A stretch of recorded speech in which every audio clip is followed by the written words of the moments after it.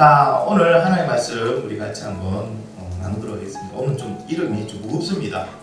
제목이요. 자, 위대한 지도자 모세 6번째 이야기인데요. 자, 오늘 제목 한번 보겠습니다. 우리 제목 한번 읽어볼게요. 시작. 지성소.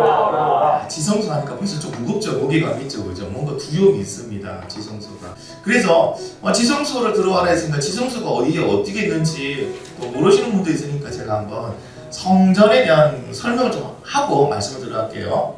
자, 지금 여러분 보시면은 좌측에 있는 것이 당시 지금 헤롯 성전입니다. 제일 마지막에 지어졌던 거고요. 처음에 지어졌던 게 솔로몬 성전입니다. 처음에는 성막 텐트였어요. 그게 이제 이렇게 건물의 모습으로 바뀐 성전이거든요. 이 가운데 뭐가 있냐면은 처음에 솔로몬 성전이 만들어지고 허물어졌다가 서룹바벨 성전이 만들어지고 그것도 허물어지고 이제 헤롯 성전은 아주 거대하고 크게 지어지게 됩니다. 자, 여러분 저기 헤롯 성전을 보면요, 아까 뜰이 있죠. 아까 뜰이 이제 성전을 벽입니다. 저기가 성전의 벽이고요. 그 안에 보면 마당 같은 넓은 데가 있잖아요. 저기 보면은 여기 보시면은 여기가 이방인이었죠. 이방인은 여기까지밖에 못 들어가요. 자, 그 다음에 여인이었던 여인은 여기까지밖에 못 들어가요. 그리고 남자들은 어디까지 들어가요? 여기까지 들어가요. 이스라엘 애들과 제사장 때 여기에. 그러니까 여기가 뭐냐? 여기가 성소예요. 성소 안에 또 이렇게 지성소가 나눠져 있어요. 이게 이제 성소에 확대된 그림인데 이 성소 안에 여기까지 여기가 지성소예요. 여기가 지성소예요. 하나님의 언약 법궤가 있는 이쪽에 하나님의 인재가 있고 하나님 여기서 우리를 만나 주시겠다고 약속하신 하나님의 인재가 있는 거지. 그러니까 여기는 아무도 못 들어가요. 아무나 못 들어가요.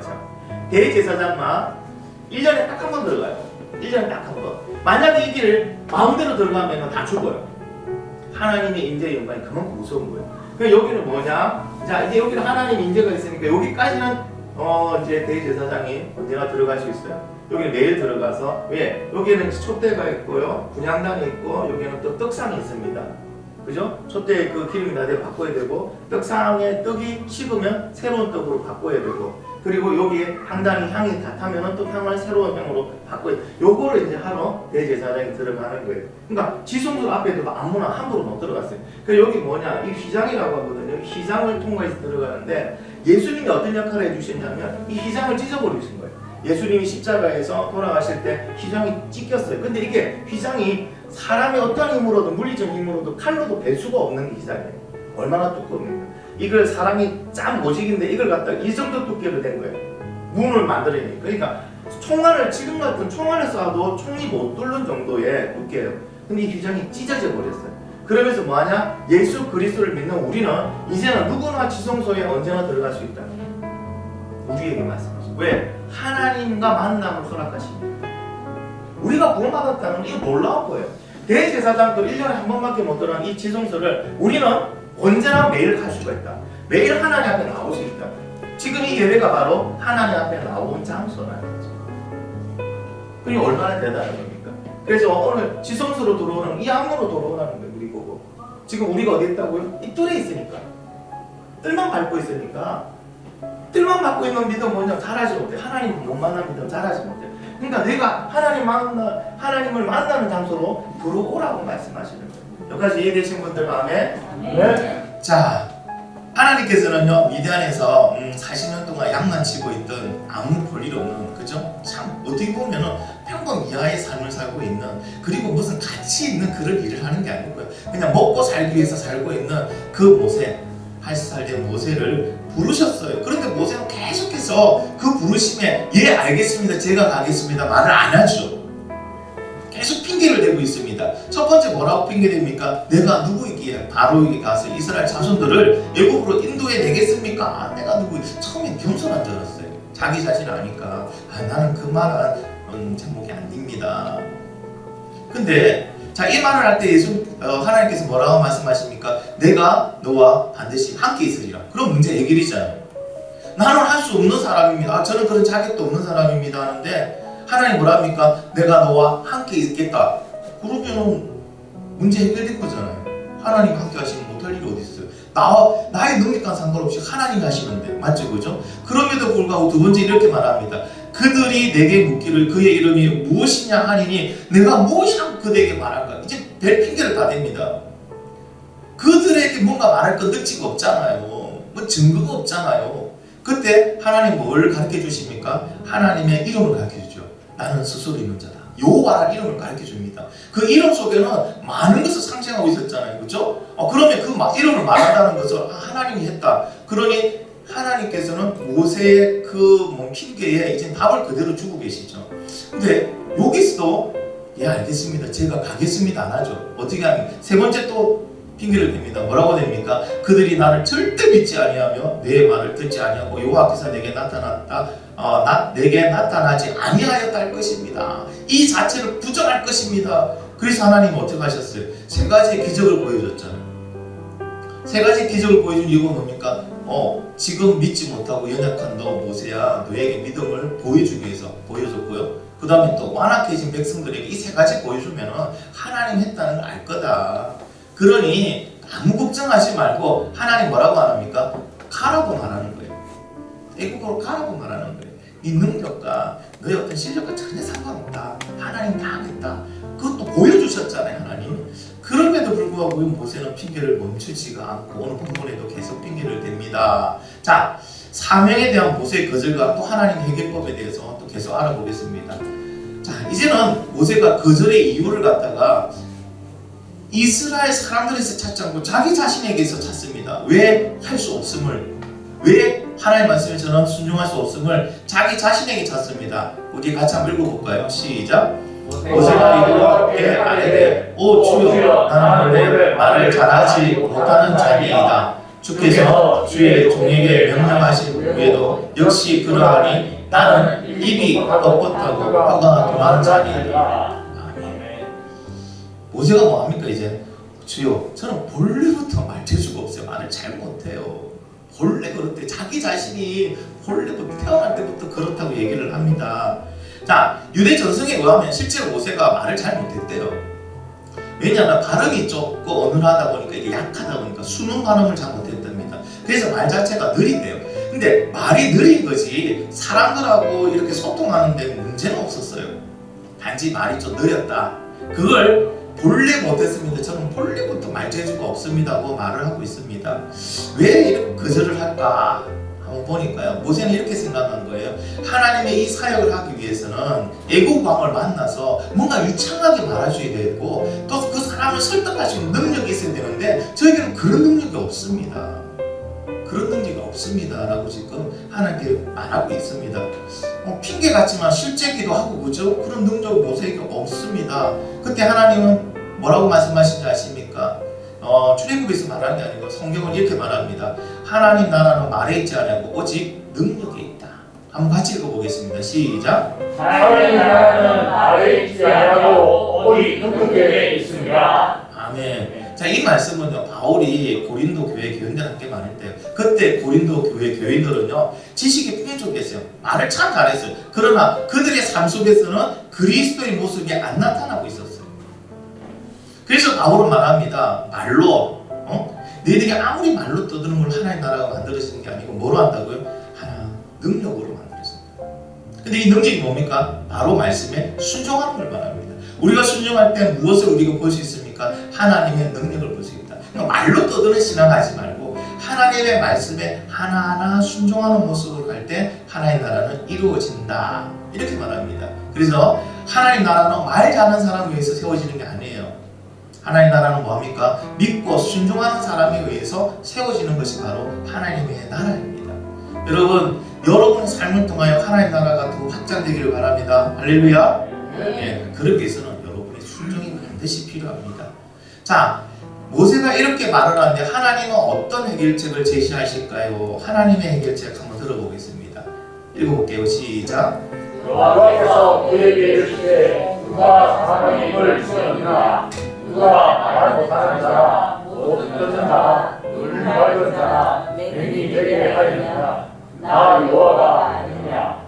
아멘. 자, 하나님 이렇게 말씀하십니다. 모세야, 너를 만든 분이 바로 나야. 하나님이야. 그러면요, 고로 너를 고칠 수 있는 사람도 하나님이야. 너에게 능력 줄 수 있는 분도 하나님이야. 본래부터 말을 잘 못한다는 거, 그거는 내가 함께 있으면 아무 문제가 없다. 할렐루야. 여러분, 세상 살아가는데 조금 힘드십니까? 능력이 없다고요? 나는 좀 지력이 부족한 것 같아. 안목이 부족한 것 같아. 그 상관없어요. 하나님과 함께 하시면, 할렐루야. 하나님이 함께 하시면 하나님이 그 필요한 것들을 공급해 주시잖아요. 그렇기 때문에 그리스도인은요, 어디 가나 어떤 일을 해도 당당합니다. 그리고 자신 있습니다. 왜? 하나님이 함께 계시니까요.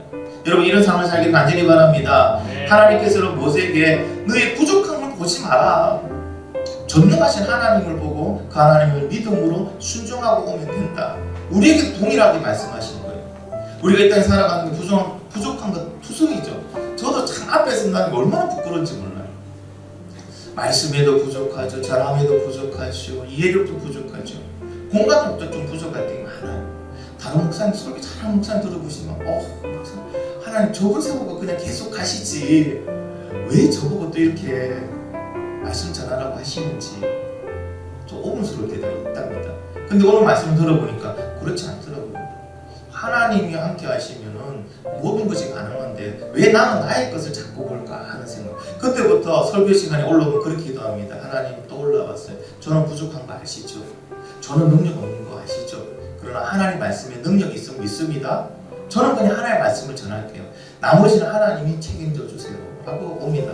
그러니까 설교하기가 너무 편해요. 그리고 설교하는데 편한 것만 있는 게 아니고요, 뭔가 든든함이 나를 붙들어 주신다는 것을 매번 설교할 때마다 느낍니다. 여러분의 삶에도 이러한 모습들이 있기를 간절히 바랍니다. 여러분, 믿음이라는 건요, 나의 부족함을 보는 게 아니고요, 하나님의 전능하심을 보고 그 하나님 따라가는 게 믿음이에요. 이 땅에서 여러분 진짜 모든 걸 다 갖춘 사람이 어디 있어요?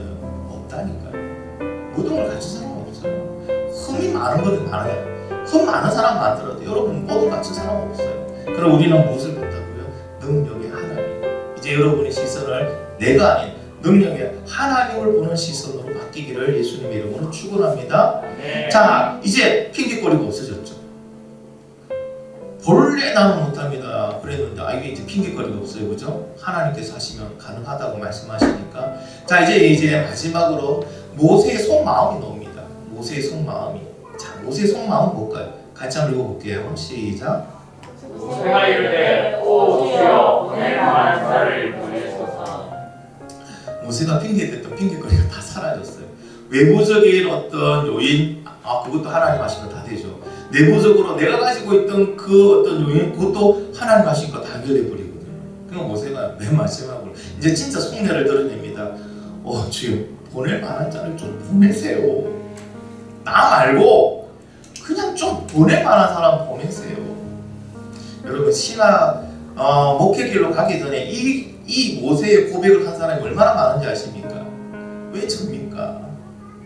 말고요. 하나님 좀 똑똑하고 말하고 또 저 있잖아요, 학력도 좋은 사람들, 배경도 좋은 사람 많잖아요. 좀 그런 사람들 좀 쓰세요. 아니, 제가 알고 있는 친구 목사님들 또는 선배 목사님들 가정들을 보면요, 그런 분 진짜 많더라고요. 이 길을 어떻게 하든지 안 가려다가 국회에 오는 사람들 진짜 많더라고요.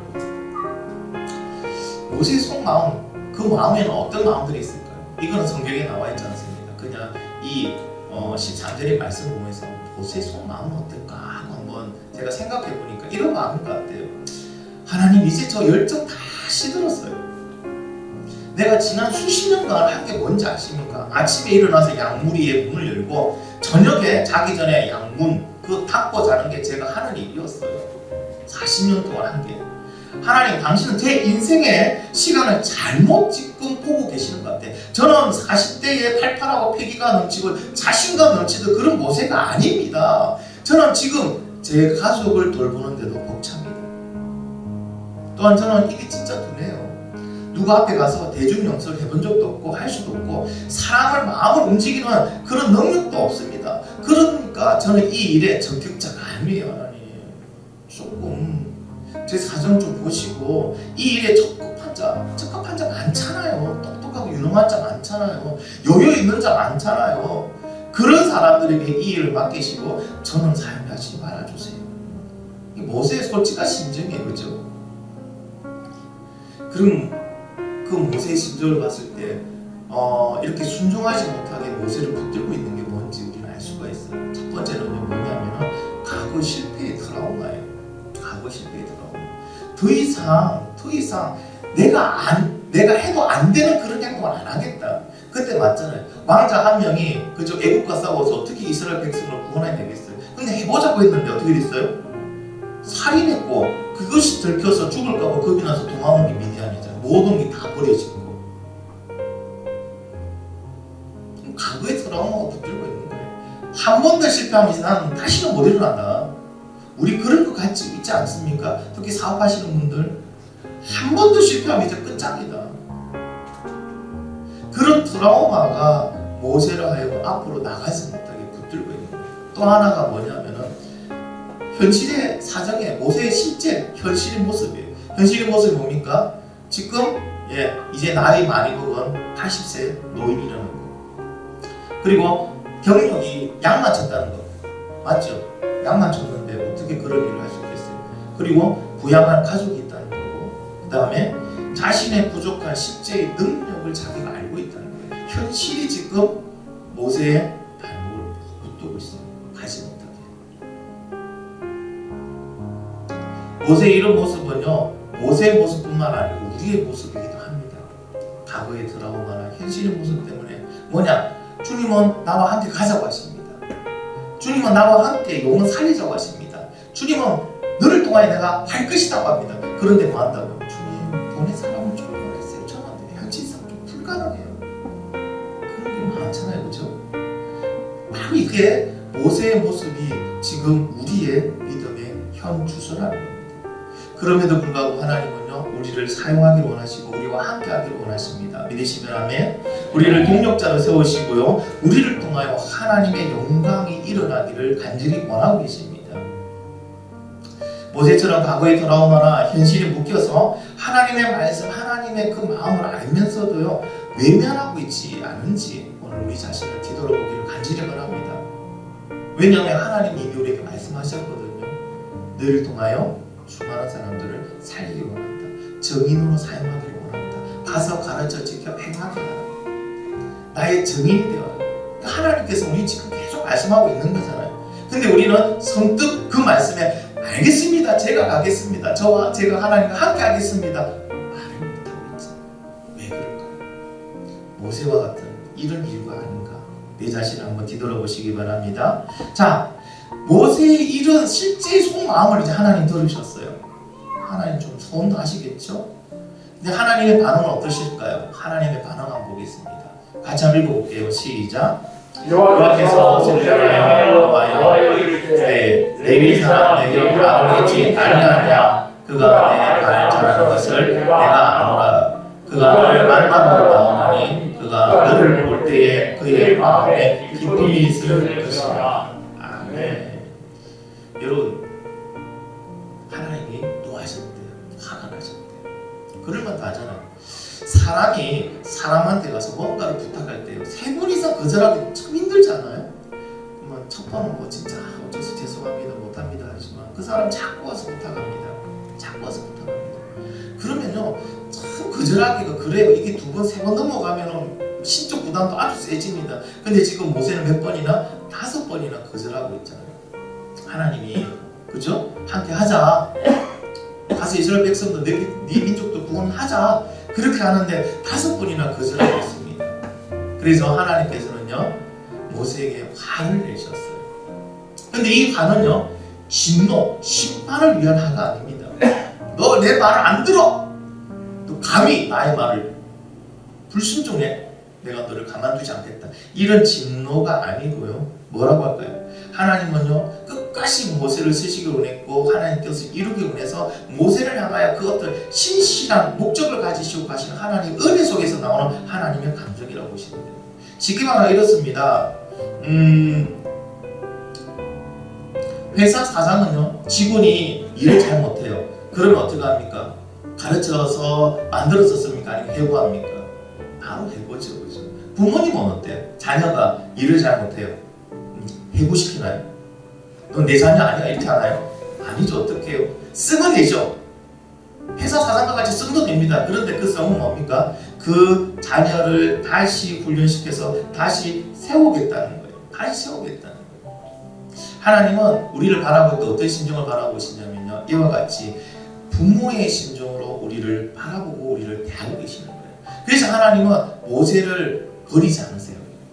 그런 연약한 계속 핑계만 대고 있는 모세 됐다 그럼 너 나 안 써 하고 모세를 외면하지 않더라는 거예요. 만약에 하나님께서 이 회사 사사과 같은 그런 마인드였으면 어땠을까요? 우리는 진작에 버림을 받았어요. 하나님 말씀에 우리 진짜 말 안 듣잖아요. 뜻을 알면서도 순종 안 하는 게 얼마나 많습니까? 그렇잖아요, 그죠? 그런데 하나님은 부모의 마음으로 우리를 보고 계시고 대하고 계시는 거예요. 그래서 어떻게 모세처럼 연약하지만 모세가 핑계 대지만 때로는 쓴둥대서 하도 나지만 그 어떻게 하든지 하나님은 하나님의 뜻을 모세를 통하여 이루어 가시기를 원했고 또 이루신다는 거예요. 할렐루야. 그래서 하나님은 계속해서 모세에게 은혜를 주셨던 거예요. 대답으로 은혜 주시고 이적으로 은혜 주시고 깨우쳐 알기를 원하셨고 기다리신 거예요. 지금 하나님도 똑같습니다. 하나님 우리가 깨달아 알기를 원하시고 우리가 그거 하나님의 사랑을 알고 돌아오기를 원하시고 함께 가기를 원하십니다. 여러분 지금이라도 늦지 않았어요. 지금이라도 모든 것이 하나님의 은혜임을 깨달았다면 하나님과 함께하는 것을 주저하지 마시고 하나님과 함께 하나님이 가고자 하시는 곳을 가는 저와 여러분이 되길 간절히 바랍니다. 자, 그리고 중요한 거는요. 하나님께서 14절 말씀 보시면 이래 말합니다. 레위 사람 내 형 아론이 있지 아니하냐? 그가 말 잘하는 것을 내가 아노라. 그가 너를 만나러 나오나니. 만나러 나오나니. NIV 영어 성경을 번역본을 보면 이렇습니다. 그는 너를 만나기 위하여 오고 있다. 하나님께서는요 모세의 연약함을 다 아시기 때문에 뭐 한다면 형 아론을 미리 준비시켜 놓으셨대요. 이미 진행시키고 계시대요. 우리가 하나님께 아멘 하고 나가면 돼요. 아멘 제가 가겠습니다. 하나님 뜻대로 하겠습니다 하면 돼요. 할렐루야. 지금 모세가 말을 못한다니까 네 형 아론이 말 잘하는 거 안다. 그래서 뭐 한다고요? 아론을 준비시켜 놨다. 그가 너를 지금 맞이하러 나가고 있다. 그럼 너는 뭐 하면 된다고요? 가면 된다. 놀랍지 않습니까? 놀랍지 않습니까? 하나님은 지금 우리의 믿음의 고백을 듣기로 합니다. 순종의 고백을 듣기로 합니다. 그러면 나머지는 하나님이 전체를 준비하십니다. 여러분 이런 하나님께 내 삶을 못 맡긴다면 누구에게 맡기실래요? 돈에게 맡기실래요? 아, 돈은 한 방이더라니까요. 건강에 맡기실래요? 아, 건강도 한 방이더라니까요. 하나님께 내 인생을 맡기고 하나님과 함께 가는 사람 되기를 간절히 바랍니다. 여러분 그 인생이 진정으로 행복한 인생이고 값진 인생이 됨을 믿습니다. 자, 모세에게 하나님은요 오늘 말씀 속에 보면 두 가지를 명령하십니다. 첫 번째 뭐냐? 이제 가라. 이제 가라. 한번 읽어보겠습니다. 시작. 이제 가라. 내 입과 함께 있어야 할 말을 가르치리라. 아멘. 가르치리라 말은요 그리고라는 접속사가 붙고요 경우다, 던지다, 가르치다, 흐르다라는 의미에 있는 동사가 같이 합성된 그러한 단어입니다. 그래서 이 말의 의미는 이렇습니다. 하나님께서 지도자에게 요구되는 모든 지혜와 명철의 원천이 되시고 화살로 관역을 겨냥하듯이 가장 적절한 시기에 가장 정확하게 너의 문제들을 해결해 주시겠다고 약속하시는 것이죠. 이제 가라. 무책임하게 우리를 그냥 보내는 게 아니에요. 무책임하게 우리를 보내는 게 아니에요. 뭐 한다고요? 내가 내 입과 함께 있어서 할 말을 가르치리라. 할렐루야. 근데요 이 가르치는 것은 언제 일어납니까? 가야 일어나는 거예요. 가야 일어나는 거예요. 하나님의 능력은 순종할 때 일어나는 거예요. 하나님의 능력을 확인하는 거, 사랑을 확인하는 거 우리가 순종할 때 일어나는 거예요. 모세가 하나님 말씀 속에 지팡이를 붙들고 애굽을 갔을 때 이와 같은 일들이 일어나요. 왜 우리는 하나님의 그 크신 능력을 맛보지 못하고 살아갈까요? 안 가니까요. 이제 가라는데도 하나님 저 입이 뻣뻣했어요. 하나님 저 다리가 아팠어요. 하나님 오늘 회사에 급한 일이 있어요. 하나님 오늘 장사하는데 이거 놓치면 안 되거든요. 우리는 온갖 핑계 다 대면서 이제 가라는 사인을 받고도 뭐 한다고요? 안 가고 있잖아요. 여러분 결단하시고 가시기를 예수님의 이름으로 축원합니다. 가면 됩니다. 가면 하나님께서요 내 입과 함께 있어서 내 입에 필요한 말들을 넣어주시는 것처럼 내가 그 필요한 그 시기에 적절한 것 가장 정확한 거에 하나님은 해결해 주신다는 것을 믿으시기 바랍니다. 근데 만약에 모세가 저 죽어도 못 가요.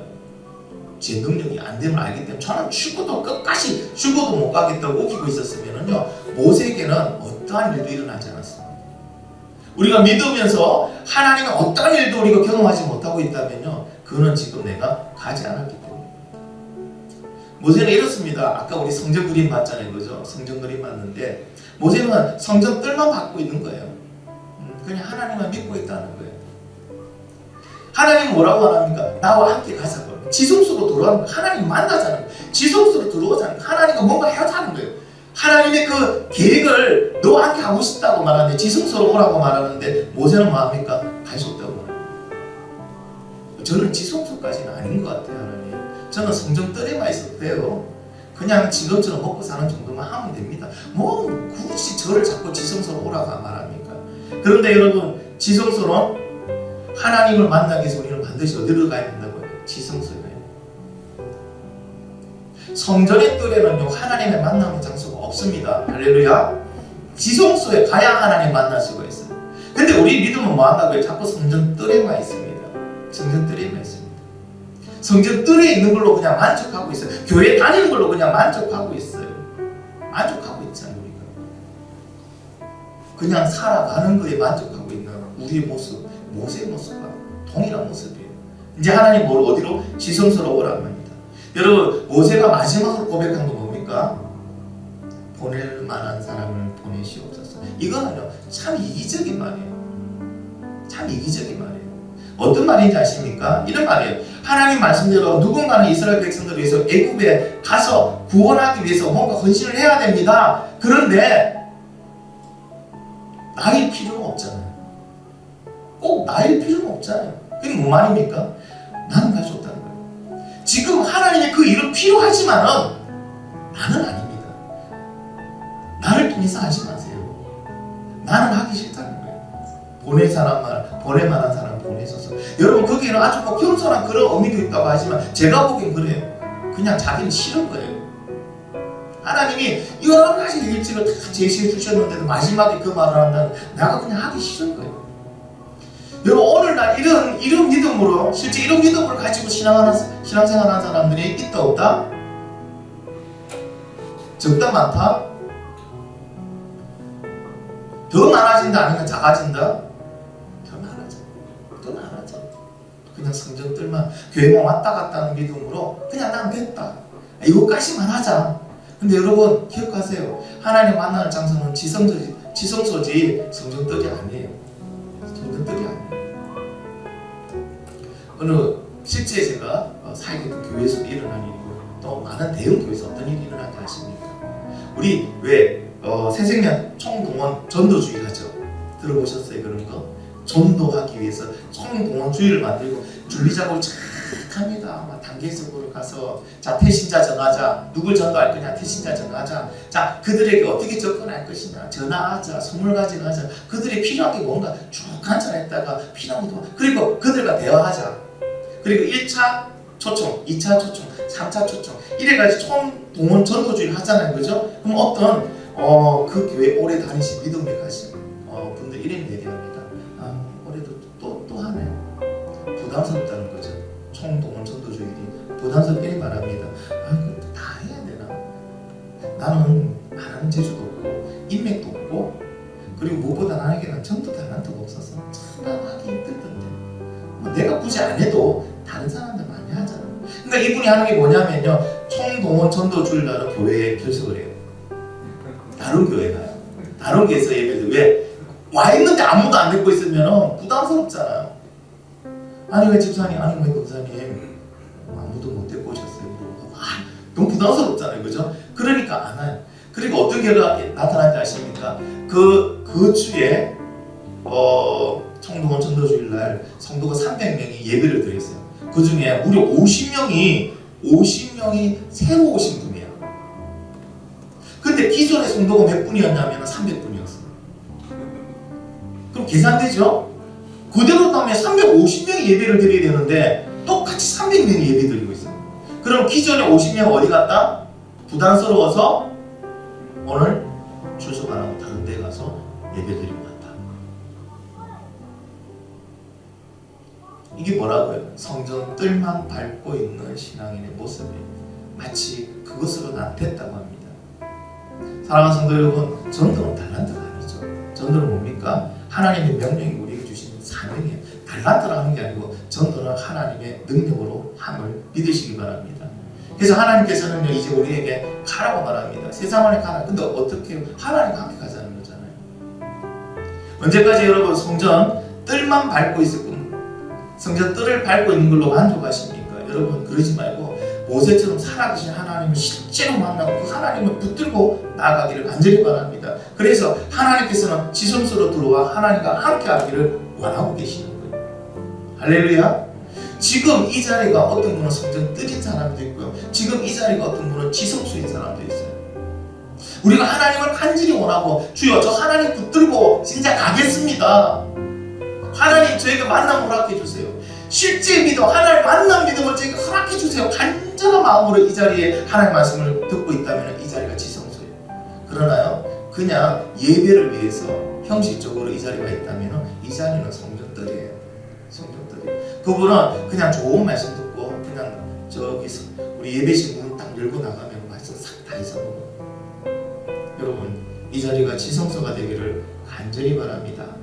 그리고 모세에게 두 번째 명령하신 게 있습니다. 두 번째는요, 지팡이를 잡으라는 겁니다. 같이 한번 읽어보겠습니다. 시작. 너는 이 지팡이를 손에 잡고 이것으로 인생을 행할지니라. 아멘. 자, 여기서 말하는 지팡이는 뭡니까? 하나님의 권능이죠. 하나님의 권능입니다. 자, 그러면 지팡이를 잡는다는 것은 무엇을 의미합니까? 순종을 의미합니다. 지팡이. 그러면 이 말씀을 탁 붙이면 뭡니까? 하나님의 권능의 지팡이를 네가 손에 잡는 정말자는 순종함으로 애굽에 가라는 거예요. 애굽에 갈 때 그냥 가는 게 아니에요. 만약에 모세의 능력으로 애굽에 갔다면은 모세는요, 초반부터 다 깨져 가지고 일어서지도 못하고 죽을 수도 있어요. 하나님 뭐를 가져가라고요? 하나님의 권능을. 근데 권능은 무엇으로 가십니까? 붙들에게 순종으로 붙드는 거예요. 우리가 하나님의 그 권능을 순종으로 붙들고 가기만 한다면요, 우리는 세상을 이기게 됩니다. 할렐루야. 근데 왜 그리스도인이 세상의 그런 유혹에 넘어가느냐? 세상에 왜 지고 있느냐? 패배하느냐? 믿음으로 하나님의 권능을 못 붙들고 가는 거예요. 그럼 누구의 능력으로 싸우는 게 아닙니까? 나 자신의 능력. 그래서 여러분 이 시대에 많은 그리스도 학생들이요, 시험 기간만 되면 교회가 안 나와요. 왜? 자신의 능력으로 치고 있으니까. 자신의 능력으로 그걸 해결하려고 하니까 안 나오는 거예요. 하나님의 권능을 믿음으로 붙든 사람은요, 시험 기간이 있고 월요일날 엄청나게 중요한 일이 있다 하더라도요, 주일은 하나님 앞에 나와서 하나님의 권능을 붙듭니다. 그리고 내가 월요일에 나갈 때는요, 세상을 나갈 때 그 권능을 믿음으로 붙들고 나갑니다. 할렐루야. 그 사람이 세상을 승리하는 거예요. 여러분 세상을 살아봤잖아요. 또 앞으로 살아갈 거고요. 세상 만만합니까? 우리 유우열 성도님 세상 만만합니까? 내 뜻대로 내 마음대로 할 만큼 그렇게 만만합니까? 그렇죠. 안 되는 거 없어요. 그럼에도 불구하고 믿음의 사람들이 자기 능력으로 자꾸 또 싸우려고 그래요. 감이 다 깨지면서. 이제 이 사실을 아셨다면, 이 말씀을 들었다면 우리는 어떻게 될까요? 우리가 모세가 하나님의 지팡이를 붙들고 나간 것처럼 이제는 믿음으로 하나님의 권능을 붙들고 세상에 나아가는 저와 여러분들에게 간절히 바랍니다. 말씀을 정리합니다. 하나님은 결코 연약한 모세를 버리지는 않으셨어요. 5번이나 각종 핑계를 대고 거절했던 그 연약한 모세. 하나님은요, 그 모세를 끝까지 세워서 하나님의 그 일을 감당하고 그리고 하나님과 함께 가게끔 하나님 만들어 가십니다. 여러분 이것은 무엇을 말씀합니까? 우리에게 은혜 주신다는 거예요. 계속 하나님 이 자리에 있으면, 그래도 이 자리를 지키고 있으면 하나님 우리 연약한 부분을 강하게 하시고 잘못된 부분을 바로 잡아서 하나님과 함께 가는 사람으로 만들어 가신다는 거예요. 여러분 성전 뜰만 밟고 있는 믿음은 아주 위험한 믿음입니다. 왜인지 아십니까? 언제든지 떠날 수 있으니까. 성전 뜰에 있는 사람은 언제든지 떠날 수 있어요. 하나님을 만났으니까. 근데 여러분 지성소에 들어간 사람은 어떨까요? 지성소에 들어간 사람은요, 하나님을 만났기 때문에 떠날 수가 없어요. 두려워서 떠날 수도 없고요. 실제로 계시기 때문에, 실제로 계신다는 걸 내가 믿고 알기 때문에 떠날 수가 없습니다. 지금 이 시대의 많은 그리스도인들은 입만으로 믿어서 그래요. 입만으로 시인해서 그래요. 뜰만 밟고 있으면서도 내가 하나님을 잘 믿는다고 착각했어요.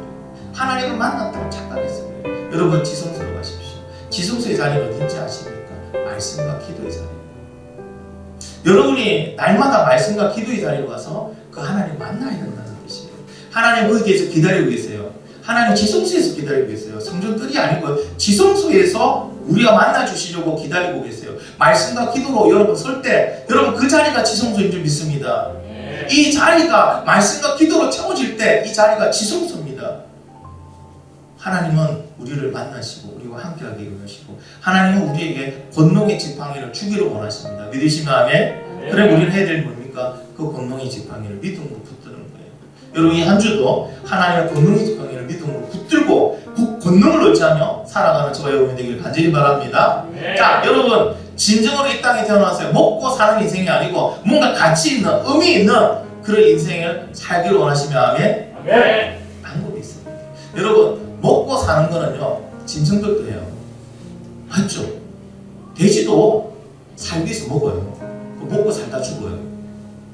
우리 하나님의 자녀가 이 땅에 태어나가지고 먹고 사는 문제만 해결하다가 죽는다면은 실제로 그 짐승들하고 다르게 못 가요. 저는 그렇게 생각해요. 우리 중고등부 아이들을 가르칠 때도 그랬어요. 야 먹고 살기 위해서 이 땅에 태어나서 그걸로 가지고 인생을 살다 가면은 내가 생각하고 그렇게 하찮다고 얘기하는 그 동물들하고 다른 게 뭐냐? 인간한테 태어나서 다른 게 뭐냐? 적어도 우리는 이 땅에 나서 의미 있는 삶을 살아야 돼요. 가치 있는 삶을 살아야 돼요. 그게 어떤 삶일까요? 그게요 하나님을 아는 데서 만족하지 않고 하나님을 직접 만나는 데요. 성전 뜰에 있는 사람은요 그냥 짐승들이에요. 그 짐승들도 그 정도까지 와요. 그까지 와요. 근데 지성소는 누가 들어갑니까? 하나님입니다. 하나님과 함께하고자 하는 사람들이에요. 여러분 오늘 이 자리가 지성소가 되어서 하나님을 만나서 우리의 삶이 가치 있는 삶, 의미 있는 삶 그런 삶의 주인공들이 되기를 예수님의 이름으로 축원합니다. 기도하겠습니다.